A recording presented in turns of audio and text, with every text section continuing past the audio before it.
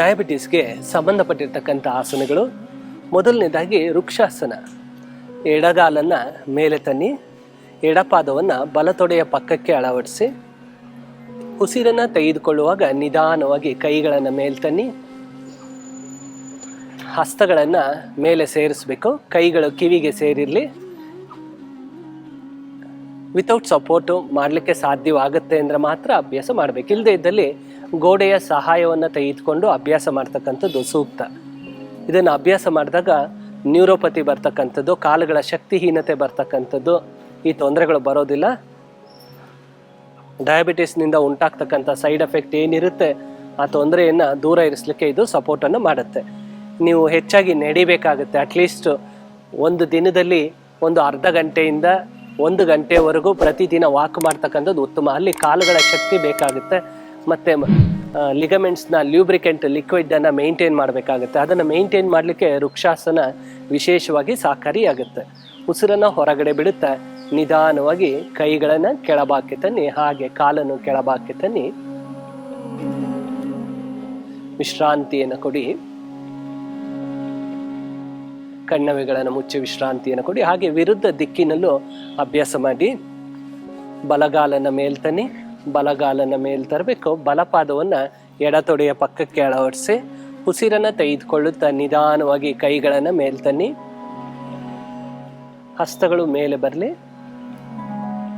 ಹಾಗೆ ಹಸ್ತಗಳನ್ನು ಒಂದಕ್ಕೊಂದಕ್ಕೆ ನೋಡುವಂತೆ ಅಂದರೆ ನಮಸ್ಕಾರ ಸ್ಥಿತಿಯಲ್ಲಿ ಅಳವಡಿಸಿ ದೀರ್ಘ ಉಸಿರಾಟ ಇರಲಿ. ಹಿಂದೆ ಮಹರ್ಷಿಗಳು ಈ ಆಸನವನ್ನು ವಿಶೇಷವಾಗಿ ಬಳಸ್ತಾ ಇದ್ರು. ಅವರು ವಿಶೇಷವಾಗಿ ಅಷ್ಟು ನಡೀತಾ ಇದ್ರು, ಯಾವುದೇ ರೀತಿ ತೊಂದರೆಗಳು ಉಂಟಾಗ್ತಾ ಇರಲಿಲ್ಲ. ಕಾರಣ ಅಂದರೆ ಯೋಗ, ಅದರಲ್ಲಿ ವೃಕ್ಷಾಸನ. ಒಂದು ಆಸನದಲ್ಲಿ 100ಕ್ಕೂ ಹೆಚ್ಚಿನ ಪ್ರಯೋಜನಗಳನ್ನು ಕಾಣ್ತೇವೆ. ಅದರಲ್ಲಿ ಇಲ್ಲಿ ಕಾಲುಗಳ ಸಾಮರ್ಥ್ಯವನ್ನು ಕಾಪಾಡುವಲ್ಲಿ ವಿಶೇಷವಾಗಿ ಸಹಕಾರಿಯಾಗ್ತಕ್ಕಂಥ ಆಸನ ವೃಕ್ಷಾಸನ. ವೃಕ್ಷ ಮೀನ್ಸ್ ಟ್ರೀ, ಮರ. ಓಕೆ, ಕೈಗಳು ನೇರವಾಗಿ ಇರ್ತಕ್ಕಂಥದ್ದು ಬಹಳ ಮುಖ್ಯ ಇಲ್ಲಿ. ಈಗ ನಿಧಾನವಾಗಿ ಉಸಿರನ್ನು ಹೊರಗಡೆ ಬಿಡುತ್ತಾ ಕೈಗಳನ್ನು ಕೆಳಭಾಗಕ್ಕೆ ತಂದು ಕಾಲನ್ನು ಕೆಳಭಾಗಕ್ಕೆ ತನ್ನಿ, ಹಾಗೆ ಕಣ್ಣವೆಗಳನ್ನು ಮುಚ್ಚಿ ವಿಶ್ರಾಂತಿಯನ್ನು ಕೊಡಿ. ಮುಂದಿನ ಅಭ್ಯಾಸ ಮುಖದೌತಿ. ಕಾಲುಗಳನ್ನು 1 ಅಡಿ ದೂರದಲ್ಲಿ ತನ್ನಿ, ಕೈಗಳು ಸೊಂಟದ ಭಾಗಕ್ಕೆ ಬರಲಿ. ಉಸಿರನ್ನು ತೆಗೆದುಕೊಳ್ಬೇಕು.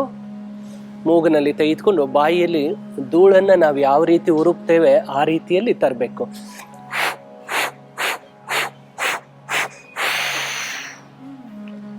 ಇದು 1 ಬಾರಿಯಾಗಿದೆ. ಹಾಗೆ ಇದನ್ನು 20 ಬಾರಿ ಅಭ್ಯಾಸ ಮಾಡಬೇಕು.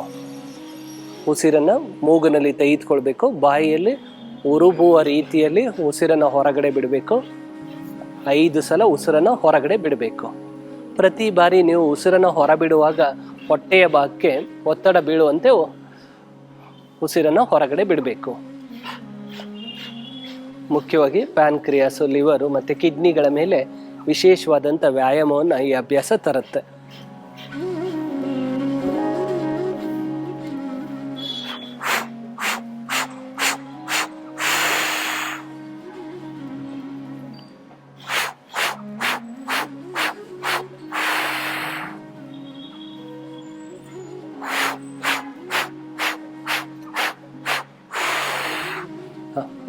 ಈ ಅಭ್ಯಾಸವನ್ನು 10 ಸಲ ಅಭ್ಯಾಸ ಮಾಡಬೇಕಾಗುತ್ತೆ.